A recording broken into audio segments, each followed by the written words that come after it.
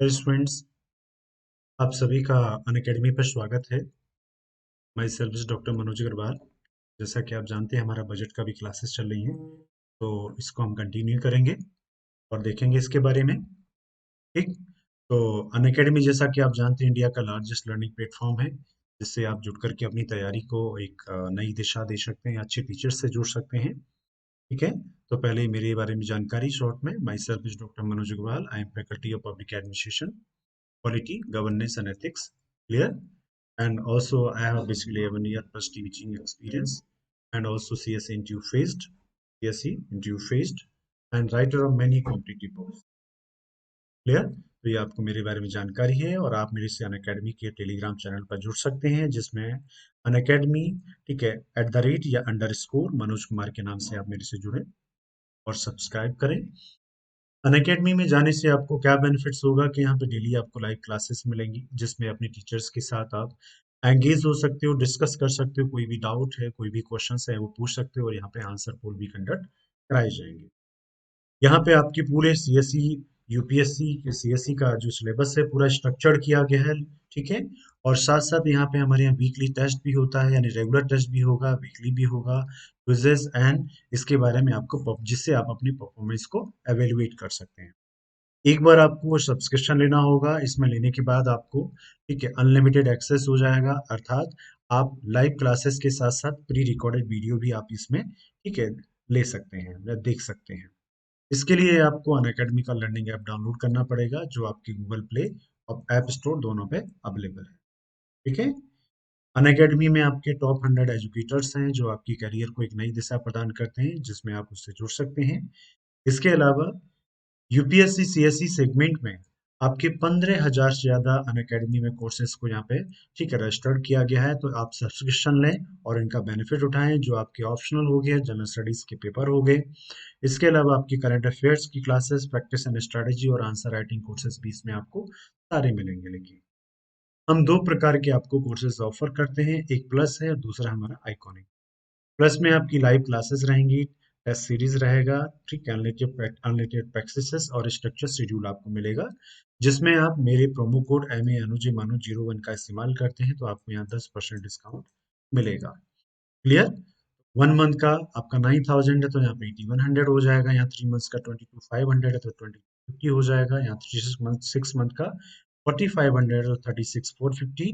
1 year का यहाँ 49,500 है, तो यहाँ पे 144,550 हो जाएगा। और 2 साल का हमारा फीस स्ट्रक्चर 72,000 रुपये है, तो यहाँ 64,800 हो जाएगा। और 3 साल का 90 है, तो यहाँ पे 81 हो जाएगा। तो आप जरूर सब्सक्रिप्शन लें और जुड़ें अनअकैडमी के साथ। और दूसरा हमारा कोर्स है लेकर आइकॉनिक। जैसा कि आप जानते हैं, लेकिन आइकॉनिक मैंने अभी डिस्कस किया, अभी 4 प्रकार की फीचर के अलावा इसमें पर्सनल कोच है, daily mains question answer practice होंगी, स्टडी प्लानर और पर्सनलाइज फीडबैक होगा, जिसमें आप मेरे प्रोमो कोड MANUJ 01 का इस्तेमाल करते हैं तो आपको 10% यहाँ पे डिस्काउंट मिलेगा। जो 1 ईयर्स का 69,000 फीस स्ट्रक्चर होती है, तो यहाँ घट के आपका 62,550 हो जाएगा। और यहाँ पे 2 साल का 1,07,000 तो 96,300 हो जाएगा। और 3 साल का यहाँ पे 1,41,000 है, तो 1,26,900 हो जाएगा। जैसा कि आप जानते हैं, उसी तरह से हमारे ऑप्शनल पेपर का भी है, जिसमें आप ऑप्शनल पेपर अलग से लेना चाहते हैं तो वो भी इसमें सब्सक्राइब कर सकते हैं। जैसा कि आप जानते हैं, यूपीएससी की तैयारी में बहुत समय लगता है। ठीक है। और यूपीएससी तैयारी के लिए हमें काफ़ी समय देना भी पड़ता है लेकर के। तो आपसे मेरी ये कहना है कि आप जब तैयारी करें यूपीएससी के, तो ये जरूर ध्यान रखें कि यूपीएससी का प्रिपरेशन कोई एक 2 दिन का, 4 दिन का या 1 मंथ और 2 मंथ का कोर्स नहीं, बल्कि आप कम से कम यूपीएससी की प्रिपरेशन कर रहे हैं तो अनअकैडमी में, ठीक है, आप हमारे जैसे दूसरे और बाकी शिक्षकों से जुड़ने के लिए 1 ईयर या फिर 2 या 3 ईयर्स के कोर्स में सब्सक्रिप्शन करें, क्योंकि 1 ईयर इसमें पूरा सफिशियंट, यानी कि 1 ईयर से कम में कोर्स कोई सब कंप्लीट नहीं हो पाएगा, और ना ही उससे आपका कोई बेनिफिट होगा। आगे हम जोड़ते हैं। आज हमारा टॉपिक है बजट में सरकारी बजट प्रणाली, गवर्नमेंट बजटिंग प्रोसेस। यानी कि हम ये देखेंगे सरकार में किस प्रकार से बजट तैयार होता है, किस प्रकार से बजट बनाए जाते हैं, क्या साइकिल होता है। तो मैं आपको बता दूं, जब बजट प्रोसेस की बात करते हैं हम लोग लेकर के, तो इसमें हम लोग, ठीक है, किस किस की चीज की चर्चा करेंगे। आज जो हमारा टॉपिक है इम्पोर्टेंट, कि इसमें बजट में हम चर्चा करेंगे, पहला तो बजट को तैयार किया जाएगा, बनाया जाएगा, यानी बजट की तैयारी। तैयारी मतलब बजट को कैसे प्रिपेयर किया जाता है, प्रिपरेशन फेज देखें। जब प्रिपरेशन होता है तो संसद में उसके क्या किया जाएगा लेकर के तैयारी हो जाएगा, तो उसका अधिनियमीकरण होता है। अधिनियमीकरण यानी एनेक्टमेंट होता है, यानी संसद के द्वारा उसे पारित किया जाता है। उसके बाद जो नेक्स्ट चरण आता है वो होता है क्रियान्वयन। कि बजट जब पारित हो जाए जाता है संसद के द्वारा, ठीक है, तो उसको क्या किया जाता है, ठीक है, क्रियान्वित किया जाता है। और क्रियान्वयन के बाद जब पैसा पूरा खर्च कर दिया जाता है तो उसके बाद इसकी ऑडिटिंग होती है, यानी ऑडिट का पार्ट आता है। और आप जानते हैं, ठीक है, ऑडिट करने वाली देश की सर्वोच्च संस्था कौन है, सीएजी है। तो सीएजी क्या करेगा, इसका ऑडिट करेगा। इस प्रकार से हमारे बजट में चार प्रकार की चरण हैं। एक हो गया तैयारी, दूसरा अधिनियमीकरण, तीसरा क्रियान्वयन और चौथा हमारा क्या होता है, ऑडिट, जिनकी हमें एक एक करके डिटेल में चर्चा करेंगे और देखेंगे कौन कौन से फेज होते हैं। और ये आपकी प्रारंभिक और मुख्य परीक्षा दोनों ही दृष्टिकोण से ये टॉपिक है, बड़ा इंपॉर्टेंट है। यानी प्रिलिम्स और प्लस आपका मेंस दोनों में इसमें क्या आएगा, ये इंपॉर्टेंट टॉपिक है। तो मेरा मानना है आप इस पर थोड़ा अच्छी तरह ध्यान दें और तैयारी करें। बजट तैयारी यानी बजट का जो प्रिपरेशन होता है, कैसे निर्माण होता है, इन सभी चीजों को हम देखेंगे। तो सबसे पहले मैं आ रहा हूं लेकर के आपके किसके पास, बजट की कैसे तैयारी होती है, कैसे बजट का निर्माण होता है। जैसा कि आप जानते हैं, ठीक है, बजट की तैयारी से मतलब क्या होता है, पहले आपको मैंने ये एक्सप्लेन किया है, तो आप देखेंगे कि बजट की तैयारी से तात्पर्य होता है कि बजट की आगामी वित्तीय वर्ष के लिए, यानी बजट को आगामी आगामी यानी कि जो बजट अभी बनाया गया जाएगा अगले साल के लिए, तो क्या होगा कि इस फाइनेंशियल ईयर में हम रह रहे हैं 2020-21 में, तो 2020-21 में हम आधार लेकर के बजट किसका बनाना है, 2021-22 का बनाना है। तो कब बनेगा, 2020-21 में बनना शुरू होगा, और किसके लिए होगा, 2021 और 22 के लिए। तो मैं ये कह रहा हूं कि बजट को आगामी वित्तीय वर्ष के लिए बजट के अनुमान तैयार करना।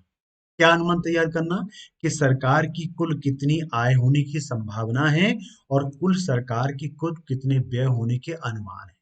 तो आय और व्यय के बारे में अनुमान तैयार करना और उससे संबंधित प्रक्रिया को अपनाना क्या कहलाता है, बजट की तैयारी और बजट का निर्माण। तो बजट को तैयार करने के लिए आपको मैं बता दूं हमारे देश में कौन जिम्मेदार है, प्रश्न आता है परीक्षा में आपके में, वित्त मंत्रालय जवाबदेह होता है कि वित्त मंत्रालय क्या करता है, बजट बनाएगा। क्लियर।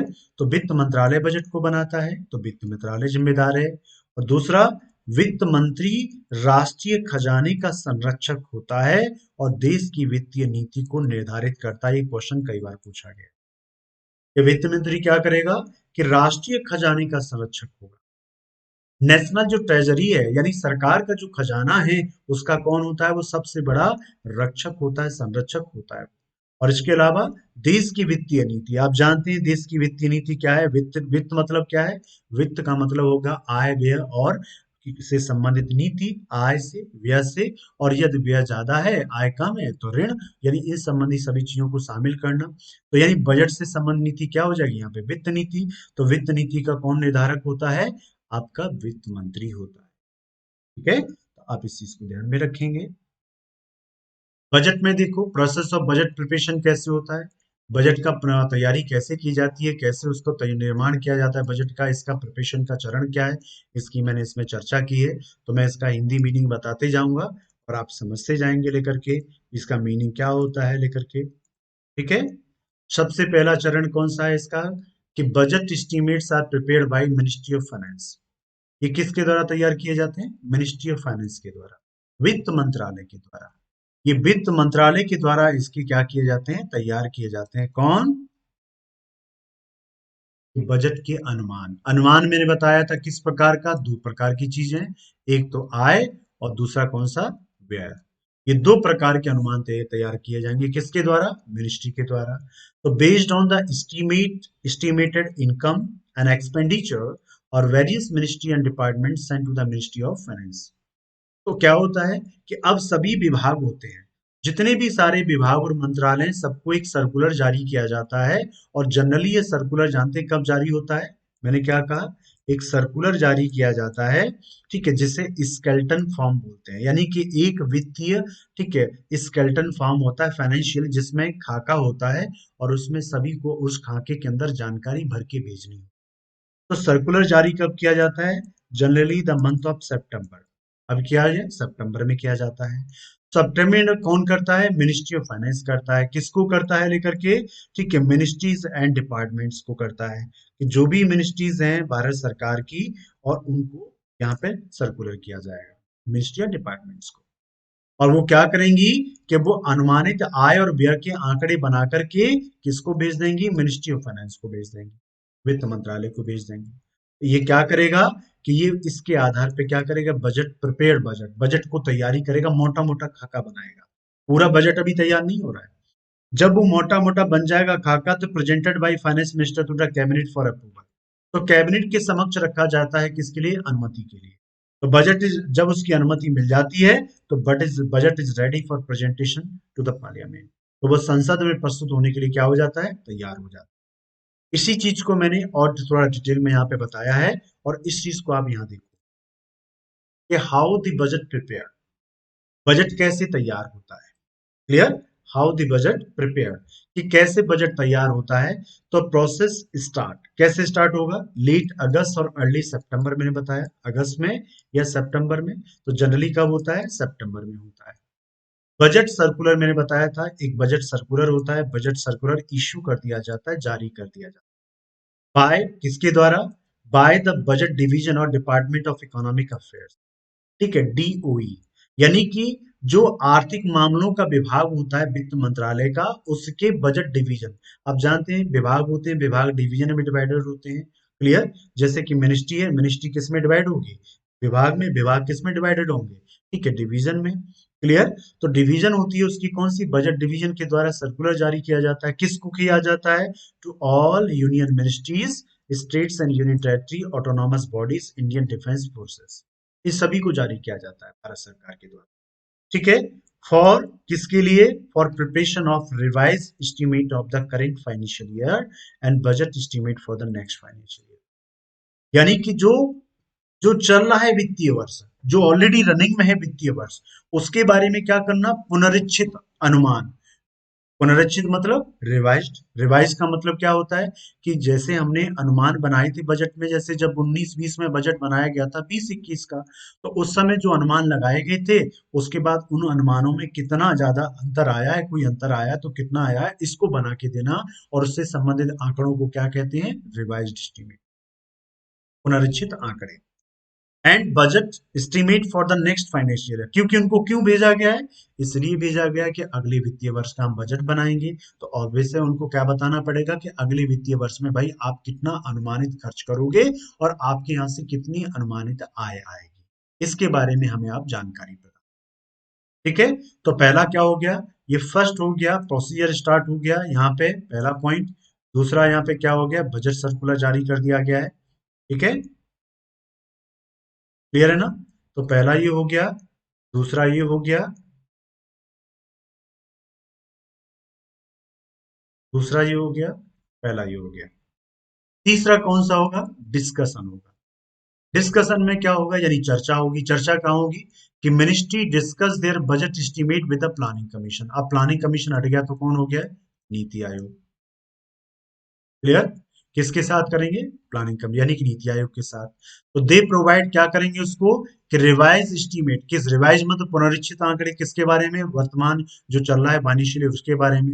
बजट एस्टीमेट किसके बारे में? आने वाले वित्तीय वर्ष के बारे में। और वास्तविक आंकड़े किसके बारे में? ध्यान रखना, बजट में 3 प्रकार के आंकड़े तैयार होते हैं लेकर के, वेरी इंपॉर्टेंट है, मैं आपको बार बार बोल रहा हूं लेकर के। ठीक है, क्या है लेकर के?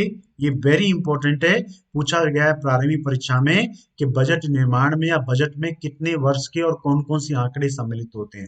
तो कौन से होते हैं? ठीक है, चालू वर्ष के पुनरीक्षित आंकड़े, आगामी वर्ष के अनुमानित आंकड़े, और पिछले वर्ष के वास्तविक आंकड़े। ये 3 प्रकार के आंकड़ों का प्रयोग होता है किसमें? बजट निर्माण में। आगे आगे क्या कह रहा है?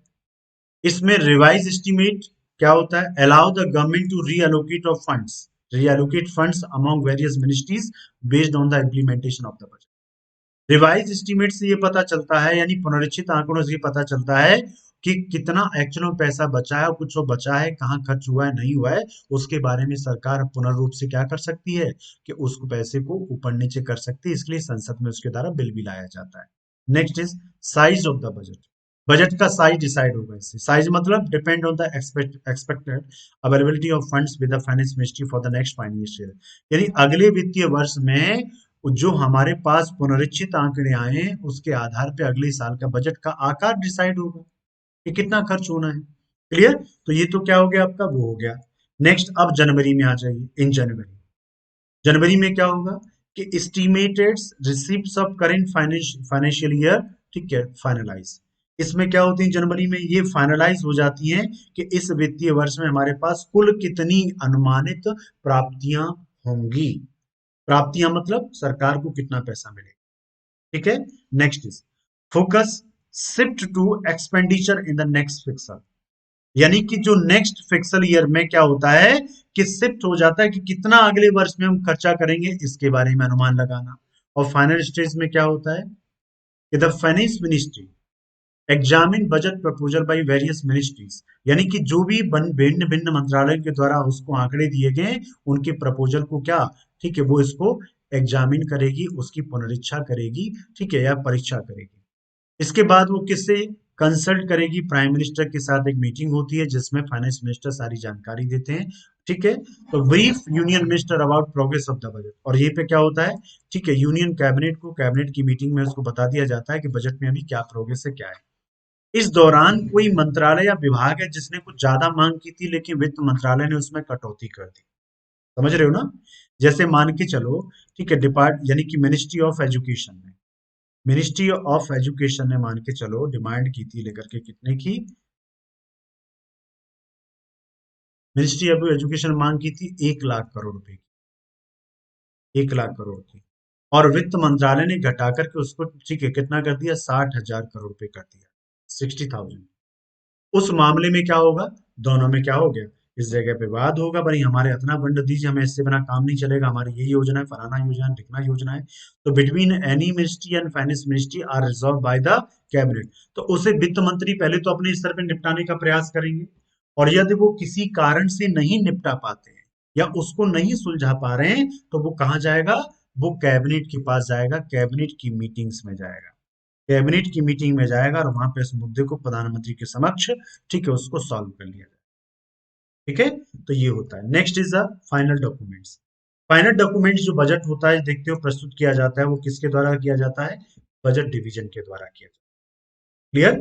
फाइनेंस मिनिस्टर टेक परमिशन, यानी वित्त मंत्री परमिशन लेते हैं किससे, from the president to present the budget. क्योंकि आपको पता होगा, नहीं है तो मैं बता दूं, अनुच्छेद 112, कौन सा, कि अनुच्छेद 112 में ये प्रावधान है कि प्रत्येक वित्तीय वर्ष के प्रारंभ में, ठीक है, देश का राष्ट्रपति संसद के समक्ष बजट प्रस्तुत करवाएगा। ये क्लियर कहा गया अनुच्छेद 122 में। तो अनुच्छेद 22 ये राष्ट्रपति को एक प्रकार से दायित्व डालते हैं, और दायित्व डाला गया राष्ट्रपति के ऊपर कि वो क्या करेंगे, कि वह प्रत्येक वित्तीय वर्ष में क्या करेंगे, बजट को प्रस्तुत करवाने के लिए प्रावधान करेंगे। और आपको बता दूं, राष्ट्रपति को जिम्मेदारी दी गई है, लेकिन राष्ट्रपति की तरफ से यहाँ पे कौन प्रस्तुत करता है, देश का वित्त मंत्री प्रस्तुत। ठीक है, यहाँ तक आपको क्लियर हो गया होगा। पर क्या होता है कि during the budget session budget क्या किया जाएगा, प्रस्तुत किया जाएगा। ठीक है। तो बजट कैसे प्रस्तुत होता है इसके बारे में मैंने बता दिया आपको कि बजट कैसे प्रिपेयर हुआ। मुझे लगता है आपको अब समझ में आ गया होगा। इसके लिए कौन तैयार करने के लिए जिम्मेदार है, वित्त मंत्रालय। वित्त मंत्री क्या होता है, राष्ट्रीय खजाने का संरक्षक होता है, देश की वित्तीय नीति का निर्धारक होता है। और जो भी बजट जो प्रिपेयर किया जाता है वो किस प्रोसेस में होता है मैंने इसमें बताया, और उसके अलावा डिटेल में मैंने आपको समझाया। ठीक है। मुझे आशा है कि आप इसको समझ गए होंगे। आगे बढ़ें, चलिए। अब बजट बन गया, तो बनने के बाद अब दूसरा सबसे महत्वपूर्ण चरण होता है बजट का अधिनियमीकरण, एनेक्टमेंट। अधिनियमीकरण से तात्पर्य होता है कि बजट को संसद के द्वारा की जाए, संसद या विधायिका के द्वारा मंजूरी जो दी जाती है उसी को अधिनियमीकरण कहते हैं, यानी एक प्रकार से उसी का भाग है। ठीक है। तो क्या क्या इसमें भाग है, क्या क्या सारी चीजें हैं, तो पहले पहले तो हम देखेंगे बजट के अधिनियमीकरण से क्या तात्पर्य है। ठीक है। तो बजट का अधिनियमीकरण किसे कहते हैं, या बजट के अधिनियमीकरण मंजूरी या पास होने से तात्पर्य है कि विधायिका द्वारा उसको मंजूरी प्रदान करना, विधायिका से उसे मंजूरी प्राप्त होना और राष्ट्रपति द्वारा उसे अधिनियमित करना, यानी राष्ट्रपति द्वारा उसे अनुमति दे देना। क्लियर? यानी कि हम जब अधिनियमीकरण बोलेंगे तो इसका तात्पर्य क्या होगा कि इसका सीधा सा तात्पर्य होगा कि विधायिका अर्थात संसद के द्वारा जब जब जब किसको, बजट को और उससे संबंधित दस्तावेजों को, ठीक है, मंजूरी दे दी जाती है और राष्ट्रपति द्वारा उस पर हस्ताक्षर कर दिया जाता है, तो उस प्रक्रिया को क्या बोलते हैं? बजट का अधिनियमीकरण बोलते हैं। क्लियर? और इस अधिनियमीकरण में सरकार के खर्च और प्राप्तियां यानी आय और व्यय, यानी आय और व्यय को कानूनी मान्यता प्राप्त होती है। ये ध्यान रखना लेकर के, इसमें क्या होती है? कानूनी मान्यता प्राप्त हो जाती है। इसका अर्थ क्या है? कि इसका अर्थ है कि बिना अधिनियमीकरण के सरकार न तो धन संग्रहित कर सकती है और ना ही उसे खर्च कर सकती है। ये वेरी इंपॉर्टेंट है। ठीक है, कि बिना अधिनियमीकरण के सरकार न तो क्या कर सकती है? धन को इकट्ठा कर सकती है और ना ही उसे खर्च कर सकती है।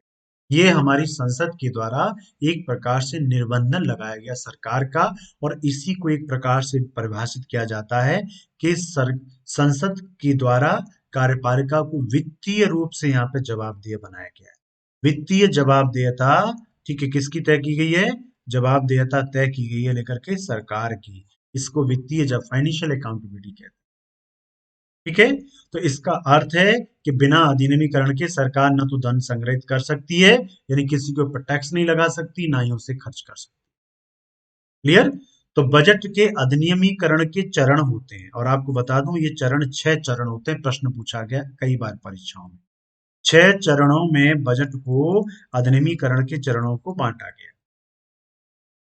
पहला जैसे हम डिस्कस करने जा रहे हैं, ठीक है, इसी को हम presentation to parliament, general discussion, voting और डिमांड्स और ग्रांट्स। इससे पहले एक चरण यहाँ पे छूट गया है, आप इसको सी में शामिल कर लें। ये डी हो जाएगा, ये ई हो जाएगा और ये एफ हो जाएगा।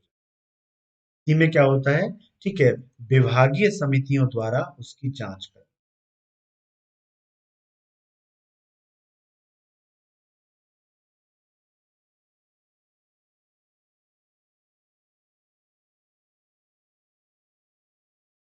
द्वारा जांच।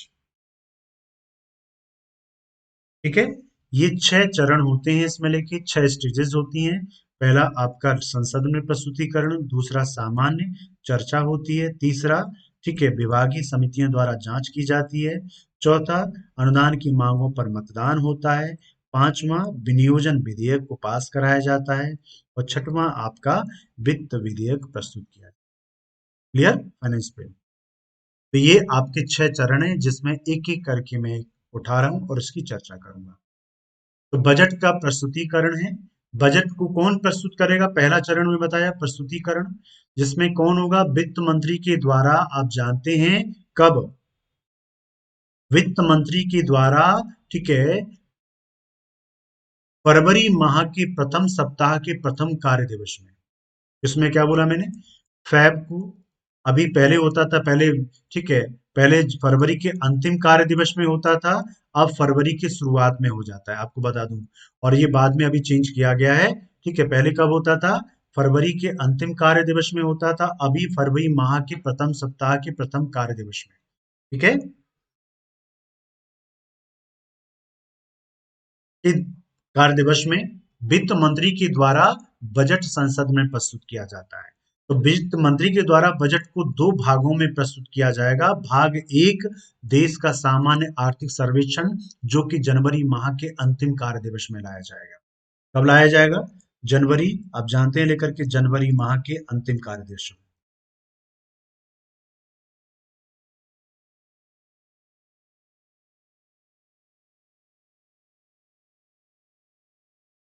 ठीक है, दूसरा भाग कराधान संबंधी प्रावधान। एक तो सामान्य आर्थिक सर्वेक्षण होगा और दूसरा क्या होगा? ठीक है, कराधान संबंधी प्रावधान। और इसमें यानी ये तो वित्त मंत्री बजट के 2 भाग होंगे, और एक आम बजट प्रस्तुत किया जाएगा। ये तो पहले प्रस्तुत, तो ये क्या होगा? वित्त मंत्री द्वारा फरवरी माह के प्रथम कार्य दिवस में इसका क्या किया जाएगा? प्रस्तुतिकरण किया जाएगा। तो ये प्रश्न पूछा जाता है परीक्षा में, याद रखें। बजट प्रस्तुतिकरण के पश्चात इस दिन बजट पर कोई चर्चा नहीं होती है। याद रखना, प्रश्न पूछा गया कई बार कि जिस दिन बजट रखा जाता है उस दिन वित्त मंत्री अपना जैसे ही बजट कंप्लीट करते हैं उसके बाद सदन उस दिन के लिए क्या स्थगित कर दिया जाता है। उस दिन बजट पर कोई चर्चा नहीं होती, ये याद रखना। यहाँ पे कोई भी चर्चा नहीं होगी, जिस दिन बजट प्रस्तुत किया जाएगा उस दिन किसी भी प्रकार की चर्चा सदन में नहीं की जाती है। It's important.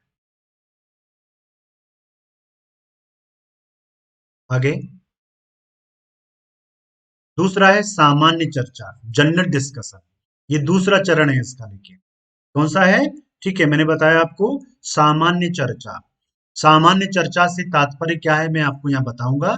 सामान्य चर्चा मतलब होता है जब बजट प्रस्तुत कर दिया जाता है ना, तो 2 से 3 दिन के बाद फिर सदन को बैठक को बुलाया जाता है और इसमें संसद संपूर्ण बजट के बारे में विचार विमर्श कर सकती है। यानी संसद के सदस्यों के द्वारा अपने प्रश्न उठाए जाते हैं, उनका जवाब देते हैं वित्त मंत्री। तो लेकिन वाद विवाद के मध्य न तो, लेकिन कोई वाद विवाद हो जाता है तो न तो इसमें कोई प्रस्ताव पेश किया जा सकता है और न ही सदन में मतदान कराया जा सकता है। ध्यान रखना, न तो कोई प्रस्ताव आएगा इस दौरान लेकर के, ठीक है, यानी कि सामान्य चर्चा हो रही है, शब्द से ही क्लियर है, जनरल डिस्कशन है।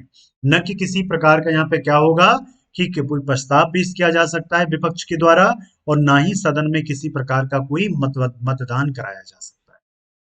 आगे समझ में, मतदान भी नहीं होगा और ना ही इस पे क्या होगा लेकर के कोई भी प्रस्ताव प्रस्तुत किया जाएगा। इसमें सदस्यों द्वारा केवल राजकोषीय, राजकोषीय मतलब सरकार के आय व्यय और ऋण संबंधी मामले, राजकोषीय और आर्थिक नीति के विस्तारित सामान्य पहलुओं पर चर्चा तो की जाती है, कर चर्चा की जाती है, न कि कर और खर्च के व्यापक मुद्दों पर। कर और खर्च के व्यापक मुद्दों पर अलग से अनुदान की मांग जब प्रस्तुत की जाएगी तब किया जाएगा, अभी यहां नहीं किया जाएगा। तो याद रखना इस बात को लेकर के कि राजकोषीय और आर्थिक नीति संबंधी मुद्दों पर वो चर्चा करते हैं, न कि कर और खर्च के व्यापक मुद्दों पर। ठीक है, उस पर यहाँ पे विचार विमर्श और चर्चा नहीं हो सकती है, ये इतना आप लोग याद रखना। ठीक है, संसद सदस्यों द्वारा पूछे गए प्रश्नों और आपत्तियों का जवाब वित्त मंत्री के द्वारा दिया जाता है। यानी संसद सदस्य जो भी प्रश्न पूछेंगे, जो भी उनकी आपत्तियां होंगी, उन आपत्तियों का जवाब कौन देगा, वित्त मंत्री देगा, कोई और नहीं देगा। ठीक है, आगे पहला हमने क्या बताया, बजट का प्रस्तुतिकरण। दूसरा क्या बताया हमने लेके, सामान्य चर्चा। ठीक है, तीसरा हम क्या बता रहे हैं लेकर के, विभागीय समितियों द्वारा बजट की समीक्षा। अब देखो ये महत्वपूर्ण है, विभागीय समिति। कि विभागीय समितियों सामान्य चर्चा के बाद सदन को लगभग 1 माह के लिए, यानी कि इसमें 25 से 30 दिन के लिए सदन को स्थगित कर दिया जाता है। यानी बजट सत्र तो चल रहा है लेकिन बजट सत्र की जो बैठकों को 1 माह के लिए स्थगित कर दिया जाता है। 1 माह के लिए स्थगित हो जाएगा लेकर के। स्थगित का मतलब 1 माह तक सदन की कोई बैठक नहीं होगी, लेकिन सदन के सदस्य कहाँ भाग ले रहे होंगे इस समय, संसद की विभागीय समितियों में। और भारत में इस समय विभागीय समितियों की संख्या 24 है। कितनी है, 24, 24 है लेकर के।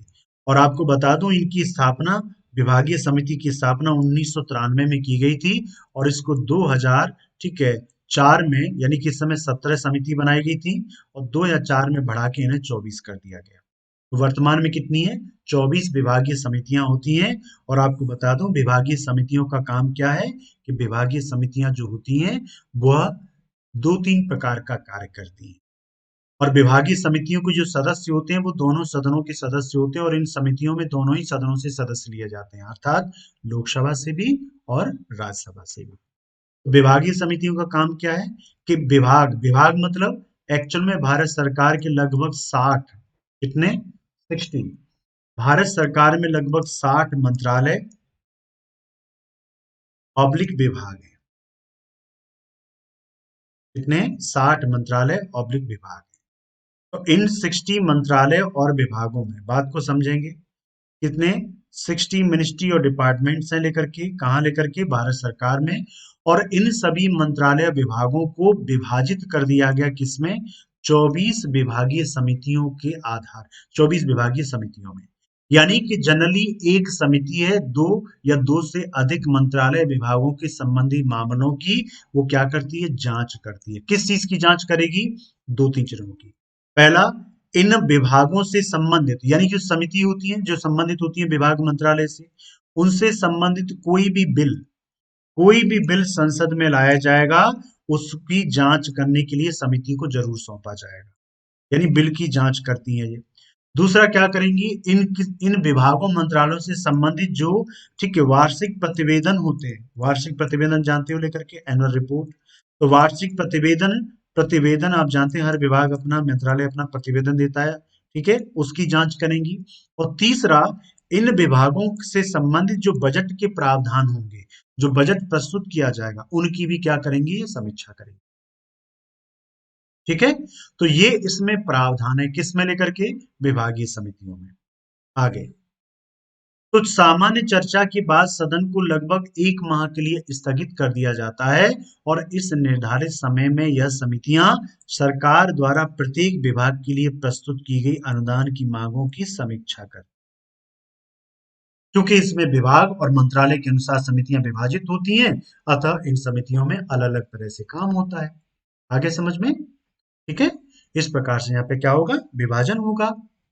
मेरे हिसाब से आपको कोई दिक्कत नहीं हो रही होगी। आगे,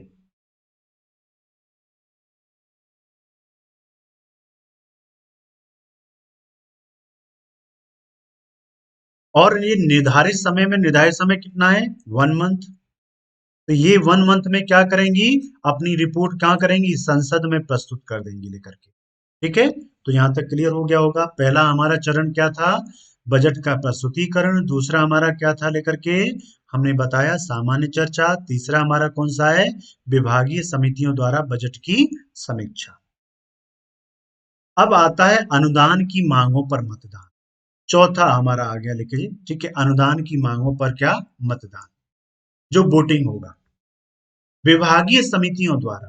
किसके द्वारा, विभागीय समितियों के द्वारा सौंपी गई, कौन, सौंपी गई रिपोर्ट के आधार पर लोकसभा में अलग अलग मंत्रालयों के लिए क्रमवार, यानी सीक्वेंस वाइज अनुदान की मांगे। अनुदान की मांगे क्या होती हैं, प्रश्न ये उठेगा, अनुदान की मांग किसे कहते हैं। ठीक है, ध्यान रखना, संसदीय भाषा में अनुदान की मांग उन्हें कहा जाता है, इन्हें, कि जो विभाग होते हैं ना, मंत्रालय और विभाग होते हैं, मंत्रालय और विभाग होते हैं। तो मंत्रालय और विभागों के जो खर्च के हेड होते हैं, यानी जो खर्चे के हेड है लेकर के, किसके, खर्चे के, खर्चे के हेड्स को यहाँ किस में बांटा जाता है, हेड्स को क्या बोला जाता है, अनुदान की मांग बोला जाता है। जैसे मान के लो मिनिस्ट्री ऑफ एजुकेशन है, ठीक है, शिक्षा मंत्रालय है, तो शिक्षा मंत्रालय में तो एक ही प्रकार की शिक्षा तो है नहीं। तो शिक्षा कितनी है, ठीक है, प्राइमरी एजुकेशन भी होती है, और आपका हायर एजुकेशन भी होता है, यानी कि ठीक है, स्कूल एजुकेशन, हायर एजुकेशन, और इसके बाद आपका टेक्निकल एजुकेशन आ जाता है। तो इनमें अलग अलग चीजें होगी, तो उसके लिए क्या हो गया, अलग अलग हेड हो गए, तो क्या हो गया, इन्हीं को क्या बोल दिया जाएगा, अनुदान की मांग। अर्थात सरकारी मंत्रालय और विभागों के खर्चे के ब्यौरे, उन ब्यौरों को अनुदान की मांगों के रूप में प्रस्तुत किया जाता है संसद में। ठीक है, तो आम बजट में 109 मांगे होती है, इससे इंपॉर्टेंट, 109 मांगों में विभाजित रहता है आम बजट। और रेलवे अलग से 31 में रहता था, तो अब ये सभी किसमें, आम बजट में ही शामिल हो गए। चूंकि आप जानते हैं रेलवे बजट को समाप्त कर दिया गया, अब एक ही बजट होता है, ठीक है, आम बजट कहते हैं। तो इसमें प्लस कितनी जुड़ गई हैं, ठीक है, ये और जुड़ गई हैं। विभाजित रहता है, जिसमें 103 मांगे लोक व्यय से संबंधित हैं, और 6 मांगे सुरक्षा से संबंधित होती हैं। किससे होती हैं, सुरक्षा से संबंधित। इस प्रकार से ये प्रश्न पूछा गया है कई बार लेकर के, इसको याद रखना आप लोग। ठीक है, अनुदान की मांगों पर विचार विमर्श करने के लिए 26 दिन नियत रहते हैं, कि 26 दिन के अंदर, यानी कि जो, ठीक, रिपोर्ट सौंपी गई विभागीय समितियों के द्वारा, और उसके बाद वो उन रिपोर्ट के आधार पर चर्चा होती है, बहस होती है, और उसमें 109 अनुदान की मांगे हैं, और अनुदान की मांगों को पास करने के लिए संसद में 26 दिन तय किए जाते हैं, 26 दिन में पास होना चाहिए। और इसमें विनियोजन विधेयक पास करवाया जाता है। क्या पास कराया जाता है, यानी एक एक मांग करके रखी जाएगी, और उस मांग पर चर्चा होगी, डिस्कशन होगा, फिर मतदान होगा। ध्यान रखना इस बात को, यानी कि प्रत्येक अनुदान की मांग पर, कितने पर, प्रत्येक अनुदान की मांग पर चर्चा होगी। अनुदान की मांग पर क्या होगा, ध्यान रखना लेकर के, यहाँ पे क्या होगा, चर्चा होगी और मतदान भी होगा। अनिवार्य अलग अलग एक एक मांग पे किया जाएगा। इसका मतलब इन्हें एक एक करके पास किया जा रहा है, इसलिए चरण क्या है, अनुदान की मांग है। और इसमें विनियोजन विधेयक, विनियोजन विधेयक किसे कहते हैं, जो खर्च से संबंधित विधेयक होता है, जो एक्सपेंडिचर से रिलेटेड बिल होता है, उसे क्या बोलते हैं, विनियोजन विधेयक बोलते हैं। उसको पास कराया जाता है, जिससे सरकार को सरकारी कोष से धन धन खर्च करने की शक्ति प्राप्त हो जाती है। ठीक है, इसके बिना शक्ति प्राप्त नहीं होगी। आगे, इस दौरान अब क्या होता है कि अनुदान की मांग प्रस्तुत की जाती है। उस दौरान जो विपक्षी सदस्य होते हैं, कौन, विपक्षी सदस्य होते हैं, वो क्या चाहते हैं कि जो हर विभाग की जो मांग प्रस्तुत की जाएगी अलग अलग, उस पर चर्चा करने के लिए, उस पर बहस करने के लिए, और उस मंत्रालय या विभाग की मंत्री को या सरकार को जवाबदेह बनाने के लिए विपक्षी दलों के द्वारा और सदस्यों के द्वारा क्या किया जाता है, कटौती प्रस्ताव लाए जाते हैं। कटौती प्रस्ताव क्या होते हैं कि देखो, मैं आपको एक चीज बता दूं संसद के मामले में, कि संसद में किसी भी मामले पर चर्चा और बहस करनी है, कोई भी अपनी बात रखनी है, तो आपको प्रस्ताव लाना होता है। बिना प्रस्ताव के आप कहीं भी खड़े होकर कुछ भी नहीं बोल सकते। क्लियर, क्या लाना होगा, प्रस्ताव लाना होगा। और ठीक है आपको, ठीक है, कटौती प्रस्ताव मैंने बताया कट मोशन है, प्रस्ताव को इंग्लिश में क्या बोलते हैं, यहाँ पे मोशन लाना पड़ेगा। मोशन क्या है कि जिसके आधार पे आप अपनी बात रखोगे और कहोगे, तभी आपकी बात की सुनवाई की जाएगी। ठीक है, तो यहाँ पे क्या होता है, संसद में प्रस्ताव रखा जाता है, और उस प्रस्ताव को क्या कहते हैं, कटौती प्रस्ताव। कटौती किसमें, कि जो मांग की जा रही है, किसके द्वारा मांग की जा रही है, अनुदान की मांगों में जिस खर्च की मांग की जा रही है, उसमें कटौती के लिए, उसमें सरकार को जिम्मेदार बनाने के लिए, जवाबदेह बनाने के लिए, और उसमें चर्चा और बहस कराने के लिए इसका प्रयोग किया जाता है। और कटौती प्रस्ताव कितने प्रकार के होते हैं, तीन प्रकार। पहला आपका नीति कटौती प्रस्ताव, नीति नियमोदित बोलते हैं इसको लेकर के। दूसरा आपका आर्थिक कटौती प्रस्ताव। पॉलिसी कट मोशन क्या है और क्या मतलब है, पॉलिसी कट मोशन से मतलब होता है कि मांग की राशि घटाकर 1 रुपया कर दिया जाए। कितना घटाकर, 1 रुपया। आप सोचो, सर्व शिक्षा अभियान के लिए बजट रखा गया 10,000 करोड़ रुपए, उसको हमने क्या किया, घटा के 1 रुपया कर दिया। इसका मतलब क्या है, क्या 1 रुपया में योजना लागू हो जाएगी, नहीं होगी। इसके लिए क्या होगा आप लेकर के, इसका मतलब क्या है कि उस नीति को ही विपक्ष के द्वारा जो प्रस्तुत किया गया है, नीति कटौती प्रस्ताव, पॉलिसी कट मोशन प्रस्तुत किया गया है, इसका मतलब वो सरकार की नीति से सहमत नहीं है।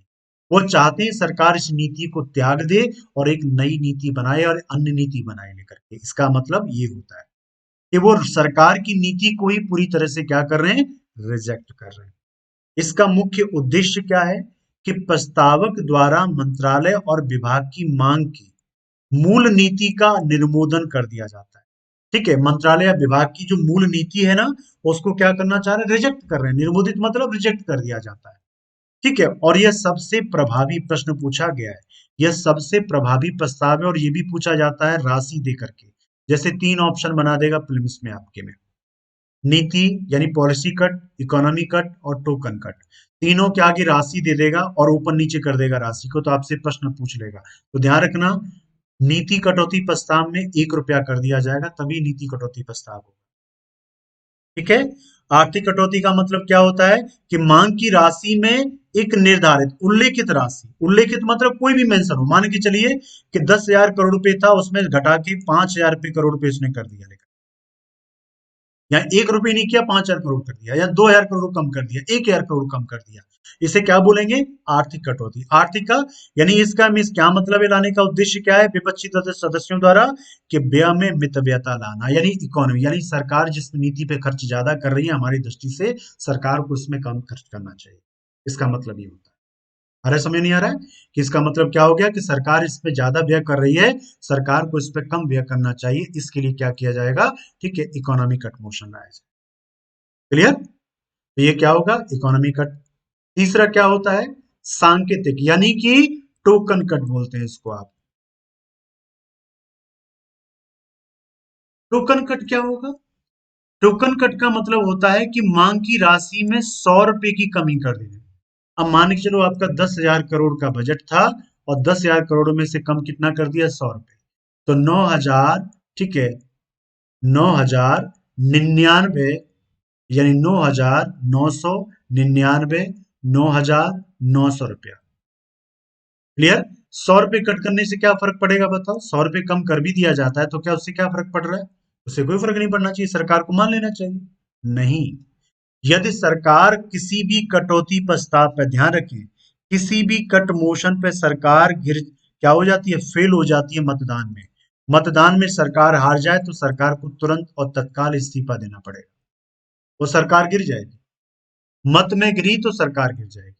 क्लियर? तो इसका उद्देश्य क्या है कि किसी विशिष्ट शिकायत को व्यक्त की जाए जिससे भारत सरकार, क्या उद्देश्य इसका मतलब क्या है? सीधा सा इसका सीधा सा मतलब है कि वो बहस चाहते हैं, उस मुद्दे पर चर्चा चाहते हैं, इसलिए वो 100 रुपए कम किए।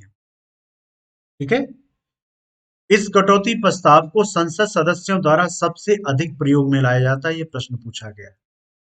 सबसे ज्यादा, क्योंकि इसमें चर्चा चाहते हैं वो। उनको भी पता है सरकार के पास बहुमत है, लेकर के कुछ नहीं होगा, लेकिन सरकार को जिम्मेदार तो बना सकते हैं ना, इसलिए वो इस प्रकार का प्रयास करते हैं। ठीक है? उल्लेखनीय है कि सभी मांगों के लिए मैंने बताया था 26 दिन तय किए जाते हैं। 26 दिन के अंदर क्या होना चाहिए? ठीक है, वो पास हो जाना चाहिए सारे कटौती प्रस्ताव। और 26वें दिन, अंतिम दिन, जिन मांगों पर चर्चा या मतदान नहीं हुआ है, माने चलो 26 दिन, जैसे 109 थी, 109 में से केवल 60 पर मतदान हो पाया है, 60 मतदान के माध्यम से पास हुई है, बाकी नहीं हो पाई है, चर्चा ही नहीं हुआ। तो 26वें दिन अध्यक्ष द्वारा, कौन? लोकसभा अध्यक्ष के द्वारा उन्हें मतदान के लिए रख दिया जाता है, चाहे उन पर चर्चा हुई हो या नहीं हो। इसके क्या बोलते हैं? गिलोटीन बोलते हैं। याद रखना, ये प्रश्न बहुत बार पूछा गया है कि गिलोटीन किसे कहते हैं। गिलोटीन, गिलोटीन किसे कहते हैं? गिलोटीन भी पूछ लिया जाता है कभी, गिलोटीन भी, तो इसका नाम क्या है? गिलोटीन है। तो गिलोटीन किसे कहते हैं आप बताएं, तो मुझे आशा है कि अब आप बता पाओगे। ठीक है, आगे चलूं। अब पांचवा चरण हमारा कौन सा है? विनियोजन विधेयक। विनियोजन मतलब खर्च से संबंधित विधेयक। तो क्या है कि भारत सरकार द्वारा भारत की संचय निधि, भारतीय संचय निधि मतलब अकाउंट सरकार का, जिसमें से सरकार, जैसे आपका अकाउंट होता है इसमें पैसा डालते भी हो निकालते भी हो, वैसे ही सरकार की जो खाता होता है इसे क्या बोलते हैं? भारत की संचय निधि बोलते हैं। तो सरकार द्वारा भारत की संचय निधि से खर्च करने की अनुमति प्राप्त करने के लिए प्रस्तुत किए गए विधेयक को क्या बोलते हैं? विनियोजन विधेयक। यानी वहां पे अनुदान की मांगों में एक एक करके हमने क्या किया? मतदान करा लिया। अब उसको इकट्ठा करके और उसमें क्या रखते हैं? विधेयक प्रस्तुत करते हैं, उसे क्या बोलते हैं? विनियोजन विधेयक कहते हैं। इसमें लोकसभा द्वारा पारित अनुदान की मांगे शामिल होती हैं और साथ में भारत में निधि पर प्रभारित व्यय, यानी कि चार्ज एक्सपेंडिचर, मैंने बताया था दो प्रकार के व्यय होते हैं। एक अनुदान की मांगे जो पास कराएगी उन पर, और दूसरा भारित व्यय। भारित व्यय का मतलब होता है जिनको भारत भारत की संचय निधि पर भारित किया गया, जैसे राष्ट्रपति का वेतन, उपराष्ट्रपति का वेतन भत्ते, ठीक है, स्पीकर, ठीक है, इनके वेतन भत्ते, इस टाइप से लेकर के। इस विधेयक को अन्य बिल की तरह ही पारित किया जाता है। अन्य बिल जो पास होते हैं वैसे ही पास होगा। लोकसभा द्वारा पारित इस विधेयक को राज्यसभा को भेजा जाता है, जिसको इसमें संशोधन या खारिज करने की शक्ति नहीं है। Very important. राज्यसभा न तो इसमें संशोधन कर सकती है और ना इसको क्या कर सकती है? खारिज कर सकती है। ध्यान रखना, इससे बहुत क्वेश्चन पूछे जाते हैं, इस पार्ट से मैं डिस्कस कर रहा हूँ। ठीक है? और इस विधेयक पर उसे अनुमति देनी ही होती है, कोई ऑप्शन नहीं है उसके पास। संशोधन नहीं कर सकती है, खारिज नहीं कर सकती, सिफारिश कर सकती है। सिफारिश को माना न माना लोकसभा के ऊपर निर्भर करता है। क्लियर है? आगे अब देखो, विनियोजन विधेयक होता है, उसी से रिलेटेड होता है लेखानुदान, वोट ऑन अकाउंट। इसे क्या बोलते हैं? Vote on account.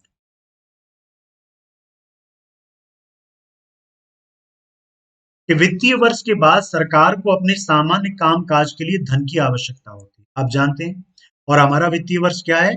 1 अप्रैल से लेकर के 31 मार्च, आपको पता है 31 मार्च होता है लेकर के। ठीक है? तो अब मान के चलो बजट तो बहुत दिन में पास होता है। बजट जनरली पास पता है कब होता है? कंप्लीट होता है, बजट कंप्लीट होता है आपके मई में जाकर के, मिड मई में जाके बजट की पूरी प्रक्रिया कंप्लीट होती है। तो बजट तो हमारा क्या था? बजट में आपको 31 मार्च तक का अनुमति दिया गया था। 31 मार्च के बाद जो पैसा होता है वो लैप्स हो जाता है। अब सोचो सरकारी विभाग कार्यालय कैसे काम करेंगे, सैलरी कैसे मिलेगी सबकी, वैसे डेवलपमेंट काम सब रुक जाएंगे। इसी समस्या को दूर करने के लिए संविधान द्वारा लोकसभा को ये प्रश्न पूछा गया, किसको अधिकार है? लोकसभा को अधिकार दिया गया है कि अनुदान की मांगों पर मतदान प्रक्रिया पूरी होने तक, कौन सी? मतदान प्रक्रिया पूर्ण होने तक, विनियोजन विधेयक के पारित होने तक, कौन सा?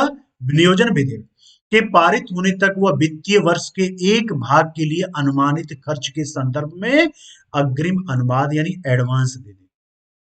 और यह एडवांस कितने महीने का होता है? 2 महीने का होता है, जो कुल बजट का 1/6 भाग के बराबर होता है। कितना होता है?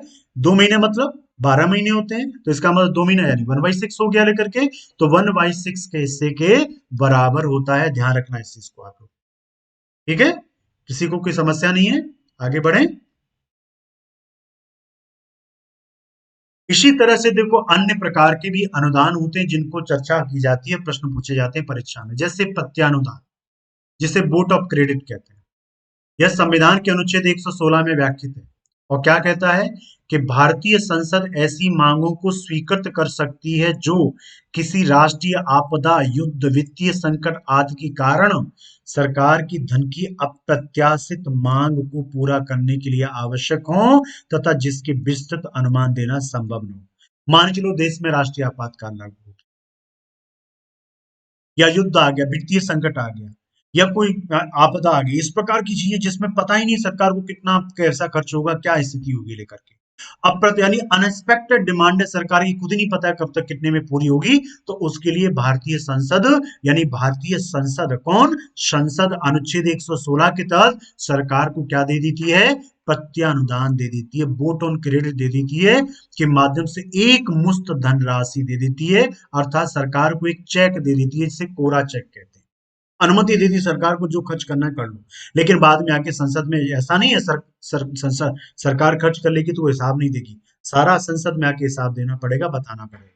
और ये क्या होता है? It's like a blank cheque.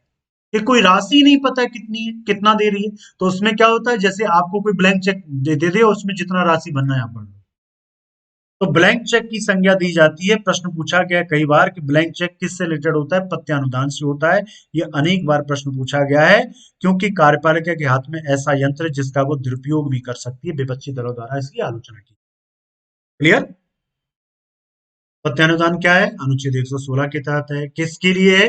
कि किसी भी राष्ट्रीय आपदा या इस प्रकार के संकट से निपटने के लिए सदन के द्वारा सरकार को, ठीक है, एक विस्तृत अनुमान सरकार को जिसमें अप्रत्याशित मांग की जाए या जिसमें धन का पता नहीं हो कितना लगेगा, तो उसमें सरकार को एक मुश्त धनराशि के रूप में सरकार को अनुमति दे दी जाती है, जितना भी चाहे वो खर्च कर सकती है। उसके बाद में आके संसद को हिसाब देना पड़ता है, जिसे ब्लैंक चेक भी कहते हैं। आगे अपवादानुदान, अपवाद अनुदान, अपवाद यानी असाधारण अनुदान, एक्सेप्शन ग्रांट, ये भी अनुच्छेद 116 के तहत ही है। कैसे है? कि जब किसी नवीन सेवा के लिए जिसका चालू वित्तीय वर्ष में कोई उल्लेख न हो, जैसे मान के चलो चालू वित्तीय वर्ष में सरकार ने बजट पास कराया था ना, बजट पास कराया था, उस समय तो कोई कोविड नहीं आया था, तो मान के चलो कोविड आ गया, या मान के लो सरकार ने कोई अभी नई योजना शुरू कर दी, किसानों के लिए अभी नई योजना ले, जैसे आंदोलन हो रहा है उसको मनाने के लिए किसानों के लिए नई योजना आ गई, और उस योजना की चर्चा तो नहीं की गई थी बजट में जब बजट पारित कराया गया था लेकर के। अब क्या है, वो एक नई सेवा हो गई, नई सेवा हुई कि नहीं, नया ऐड हुआ कि नहीं हुआ, तो उसके ऊपर खर्च के लिए, अब देखो कोई भी योजना बनती है पैसा चाहिए खर्च के लिए, तो उस नई सेवा पे खर्च के लिए क्या किया जाए कि नई सेवा के ऊपर खर्च में जब करने के लिए जिसका चालू वित्त में कोई उल्लेख न हो, आवश्यकता पड़ती है, तो क्या देती है, संसद से, सदन से सरकार एक अनुदान प्रस्तुत करती है, जिसे अपवाद अनुदान या असाधारण अनुदान कहते हैं, एक्सेप्शन ग्रांट कहते हैं। इसके लिए विनियोजन विधेयक उसी प्रकार पारित किया जाता है जिस प्रकार अन्य अनुदानों के लिए, यानी ध्यान रखना, इसके लिए भी विनियोजन मतलब खर्च करने संबंधी विधेयक उसी प्रकार पारित कराया जाएगा जिस प्रकार अन्य, यानी कि जैसे हमने अनुदान की मांगों में देखा था, यहाँ पे वोटिंग होती है, चर्चा होती है, वैसी संसद में सरकार प्रस्तुत करेगी, विपक्ष के द्वारा उस पर, ठीक है, बहस किया जाएगा, ठीक है, मांग उठाई जाएगी, कुछ भी प्रस्ताव लाया जा सकता है और सरकार को वो मतदान से पूर्ण बहुमत से पारित कराना होगा। ठीक है, तो ये क्या है, अपवाद अनुदान। नेक्स्ट है अनुपूरक अनुदान, सप्लीमेंट्री ग्रांट्स। सप्लीमेंट्री, अनुपूरक का मतलब क्या होता है कि भारतीय संविधान के अनुच्छेद 115, ये सब अनुच्छेद याद रखना, इनकी प्रोविजन याद रखना, प्रश्न पूछ लेगा परीक्षा में। ठीक है, सभी लोगों से मेरा कहना है, सभी विद्यार्थियों से आप याद रखें के अनुसार, यानी कि अनुच्छेद 115 के अनुसार क्या है, सप्लीमेंट्री ग्रांट्स, कि किसी यदि किसी विशिष्ट सेवा के लिए मंजूर की गई राशि, मान के लो कोई योजना थी जिसके लिए सरकार ने राशि मंजूर करवाई थी संसद से, लेकिन वह राशि उन प्रयोजनों के लिए अपर्याप्त पाई गई, पैसा कम पड़ गया उसमें, पहला। दूसरा, किसी नई सेवा पर जिसकी उस वर्ष के बजट में परिकल्पना न की गई हो, पर खर्च करने के लिए अतिरिक्त धन की आवश्यकता हो। कोई नई सेवा जिसकी उस बजट में व्याख्या नहीं की गई थी, लेकिन खर्च करने के लिए अब अतिरिक्त धन चाहिए लेकर के, उसकी बात हो। तीसरा, किसी कारण से चालू वित्तीय वर्ष में किसी विषय पर अनुदान से अधिक खर्च कर दिया गया, किसी विषय पर, किसी भी चीज पर किसमें खर्च कर दिया गया है, अनुमान से ज्यादा, किसी विषय पर अनुदान से अधिक खर्च कर दिया गया, जितना अनुदान नहीं था उससे ज्यादा खर्च कर दिया गया हो, तो राष्ट्रपति, तो कौन, राष्ट्रपति। ये इंपॉर्टेंट है, प्रश्न पूछा गया है, किसकी अनुमति से लाया जाएगा, तो राष्ट्रपति। तो राष्ट्रपति इस व्यय की अनुमानित राशि दर्शाने वाला एक अन्य वित्तीय विवरण सदन के समक्ष प्रस्तुत करवाएगा या रखवाएगा। आगे समझ में, कौन रखवाएंगे, राष्ट्रपति रखवाएंगे। ये इंपॉर्टेंट है, ध्यान रखना। तो मैंने क्या क्या बताया आपको, एक तो मैंने लेखानुदान बताया, वोटिंग अकाउंट आपको बताया था, वोटिंग अकाउंट कब लाया जाता है, जब क्या होता है, बजट पारित होने की प्रक्रिया चल रही होती है, बजट पारित होने में समय लगता है, इसलिए सरकार को अपने खर्चे चलाने के लिए एक, ठीक है, अग्रिम भुगतान अनुदान दिया जाता है सदन के द्वारा, किसके द्वारा, लोकसभा के द्वारा, जो कुल बजट का 1/6 भाग होता है, उसे लेखानुदान कहते हैं। प्रत्यानुदान वह होता है जो किसी अप्रत्याशित घटना के कारण या किसी और के कारण, जिसमें सरकार को खुद ही पता नहीं हो कि कितना पैसा खर्च होगा, ठीक है, तो उसके लिए सदन के द्वारा सरकार को एक मुश्त धनराशि दे दी जाती है या उसकी अनुमति दे दी जाती है खर्च करने की, जिसे ब्लैंक चेक कहा जाता है। तीसरा, अपवादानुसार, अपवाद मतलब कोई जो अनुच्छेद 116 के तहत है ये, इसमें क्या होता है कि किसी नवीन सेवा पर जिसका चालू वित्तीय वर्ष में कोई उल्लेख नहीं किया गया हो, सरकार ने बाद में लॉन्च की हो, तो उस पर खर्च करने के लिए धन की आवश्यकता होती है, तो उसे क्या बोलते हैं, अपवाद। अपवाद है मतलब शामिल नहीं था, अपवादानुदान कहते हैं। अनुपूरक क्या है, कि सीधा नाम है सप्लीमेंट्री, यानी कि अनुपूरक यानी पूरक, पहले ही जो पैसा दिया गया तो पर्याप्त नहीं था, राशि उसकी पर्याप्त नहीं थी, या नई सेवा पे खर्च किया उसके लिए अतिरिक्त धन की आवश्यकता पड़ गई, या किसी विषय पर अनुदान से अधिक खर्च कर दिया गया, तो हमें क्या ज्यादा पैसे की आवश्यकता है, तो कौन सा अनुदान प्रस्तुत करना होगा, अनुपूरक अनुदान प्रस्तुत करना होगा। किसकी अनुमति से लाया जाएगा, राष्ट्रपति की अनुमति से लाया जाएगा। ठीक है, अतिरिक्त अनुदान में क्या होगा, अतिरिक्त अनुदान में नेक्स्ट आ रहा है हमारा एडिशनल ग्रांट, समझेंगे लेकर के। अतिरिक्त अनुदान क्या होता है, एक्सेस। भारतीय संविधान के अनुच्छेद 115 में इसकी व्याख्या है, के अनुसार यदि किसी वित्तीय वर्ष के दौरान किसी सेवा पर उस वर्ष के लिए दी गई राशि से अधिक राशि खर्च हो गई हो, तो राष्ट्रपति ऐसी अतिरिक्त राशि की मांग लोकसभा के समक्ष प्रस्तुत करवाएंगे। ध्यान रखना, ये भी आपको लग रहा होगा अतिरिक्त है, ये क्या है, ये अनुपूरक था। अनुपूरक मतलब जो पहले से लेकर के चल रहा है, पर राशि अपर्याप्त हो गई है। और इसमें क्या है, यदि किसी वित्तीय वर्ष के दौरान किसी सेवा पर उस वर्ष के लिए दी गई राशि से अधिक राशि खर्च हो गई हो, तो उसके लिए अतिरिक्त यानी एडिशनल या एक्सेस ग्रांट की बात करिए, एक्सेस ग्रांट दिया जाएगा। अतिरिक्त सभी मांगों को, अतिरिक्त अनुदान के तहत सभी मांगों को लोकसभा के समक्ष प्रस्तुत करने से पहले, ये इंपॉर्टेंट है, लोक लेखा समिति, पब्लिक अकाउंट कमेटी के द्वारा अनुमोदित किया जाना क्या है, आवश्यक है। ये याद रखना, इस चीज को याद रखना, लेकर के प्रश्न पूछा जाता है, बनता है लेकर के, ये क्या बनता है लेकिन प्रश्न, कि जब किसके समक्ष रखा जाएगा, कौन इसको अप्रूवल देगा लेकर के, तो लोक लेखा समिति। आप जानते हैं लोक लेखा समिति क्या है? लोक लेखा समिति वह है जो सीएजी के द्वारा, आप जानते हैं कैग या नियंत्रक एवं महालेखा परीक्षक, जिसके अनुच्छेद 148 में व्याख्या की गई है, ठीक है, 148 में दिया गया है। तो कैग के द्वारा जिन विभागों और मंत्रालयों के अकाउंट्स की ऑडिटिंग की जाती है, तो उसकी रिपोर्ट प्रस्तुत की जाती है किसमें? संसद में। और ये रिपोर्ट बहुत बड़ी होती है, कई हजारों पेजों में होती है। इतना रिपोर्ट पढ़ के संसद में तो डिस्कस नहीं किया जा सकता। तो इसकी रिपोर्ट की समीक्षा कौन करती है लेकर के? संसद की तरफ से पीएसी करती है। कौन करेगी? पीएसी, पब्लिक अकाउंट कमेटी, यानी कि लोक लेखा समिति के द्वारा की जाती है। और ये लोक लेखा समिति क्या करती है? रिपोर्ट बनाती है, और इस रिपोर्ट को बना के कहाँ प्रस्तुत कर देगी? सदन में देती है, संसद में देती है, दोनों सदनों में जाएगा, संसद में जाएगा, ठीक है। तो संसद में रिपोर्ट जाएगी, और संसद में जो रिपोर्ट होगी उस पर कौन चर्चा करेंगे? उस पर संसद की रिपोर्ट प्रस्तुत करने के बाद वह रिपोर्ट किसको दे दी जाएगी? वह रिपोर्ट दी जाएगी सदस्यों को, और सदस्य इन रिपोर्टों की जो फाइंडिंग्स हैं, यानी जहां गलतियां पकड़ी गई हैं, जहां भ्रष्टाचार हुआ है, जहां पे अपव्यय हुआ है, उनको उठा करके सदन में सरकार को और संबंधित मंत्रियों को यह जवाबदेह बनाते हैं। क्या बनाते हैं? जवाबदेह बनाएंगे, और उनसे प्रश्न पूछेंगे कि भैया आप बताओ, आपने ये पैसा कहाँ खर्च किया, किस पे खर्च किया, और क्यों खर्च किया, और इस खर्च किया तो इसका भैया हिसाब क्या है, इसका हिसाब किताब हमको। तो ये ध्यान रखना इसमें, ये इंपॉर्टेंट है लेकर के मैं आपको बता रहा हूँ कि अतिरिक्त अनुदान की सभी मांगों को लोकसभा में प्रस्तुत करने से पहले लोक लेखा समिति के द्वारा अनुमोदित किया जाना या अनुमोदित कराया जाना क्या होता है? अति आवश्यक होता है, और उसके बिना वह उसे प्रस्तुत नहीं किया जा सकता है। यह हमारे इस अनुच्छेद 115 के अनुसार यह प्रोविजन इसको दर्शाता है। नेक्स्ट है टोकन ग्रांट। टोकन ग्रांट्स का मतलब क्या होता है? यानी इसे प्रतीक या, ठीक है, सांकेतिक अनुदान कहते हैं। कि जब किसी नई सेवा पर व्यय करने के लिए, जब किसी नई सेवा पर व्यय करने के लिए अनुमान बनाए जाते हैं, तो उसका सही सही निर्धारण नहीं हो पाता।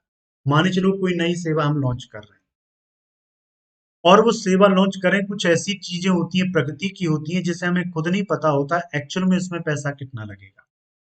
तो उसकी हम शुरुआत कर रहे हैं, तो उस पर शुरुआत करने के दौरान, किस पे? नई सेवा पर, तो उसकी सही से अनुमान लगाना ठीक मतलब संभव नहीं होता है। तो उस स्थिति से निपटने के लिए कार्यपालिका के द्वारा लोकसभा में मतदान के लिए एक सांकेतिक धनराशि, सामान्यतः 1/10, 1 रुपया या 10 रुपया, 1/10 नहीं है, 1 रुपया या 10 रुपए की राशि मांग के रूप में लोकसभा में स्वीकृत करा ली जाती है। याद रखना, टोकन का मतलब क्या है? कि हमें पता नहीं कितना खर्च होगा, लेकिन उस पे खर्च करने के लिए हमें संसद से अनुमति लेना आवश्यक है, और उसमें भले हम 1 रुपया 10 रुपया की राशि स्वीकृत करा लें, बाद में उस राशि को सरकार के द्वारा स्वीकृत करके आगे उस पर अधिक राशि खर्च की जा सकती है, बहुत राशि खर्च की जा सकती है, और इसको बजट में बाद में शामिल कर लिया जाएगा और सदन से पारित करा लिया जाएगा। अरे समझ में, सदन से क्या करा लिया जाएगा? पारित करा लिया जाएगा। तो ये क्या कहलाता है? प्रतीक यानी सांकेतिक। सांकेतिक का मतलब हमने केवल अप्रूवल ले लिया, ठीक है, इसीलिए क्या है? प्रतीक अनुदान, अतिरिक्त अनुदान, अनुपूरक अनुदान और अपवादानुदान और प्रत्यानुदान से क्या है? बिल्कुल अलग है। समझ आगे नहीं आगे? ये इसका भाग था। लास्ट कौन सा हमारा है? छठवां चरण है, हमने बताया था लेकर के। और छठवां चरण क्या है आपका? वित्त विधेयक का पारित होना। ये अंतिम स्टेज होती है किसकी? बजट की। ये याद रखें, ये बजट का अंतिम चरण है जिसकी मैं चर्चा करने जा रहा हूँ, ठीक है। इसमें क्या होता है कि सरकार के द्वारा व्ययों की पूर्ति हेतु, अब देखो विनियोजन विधेयक तो पारित करवा लिया गया है ना, हम बताए थे विनियोजन विधेयक किससे संबंधित है? खर्च से संबंधित है।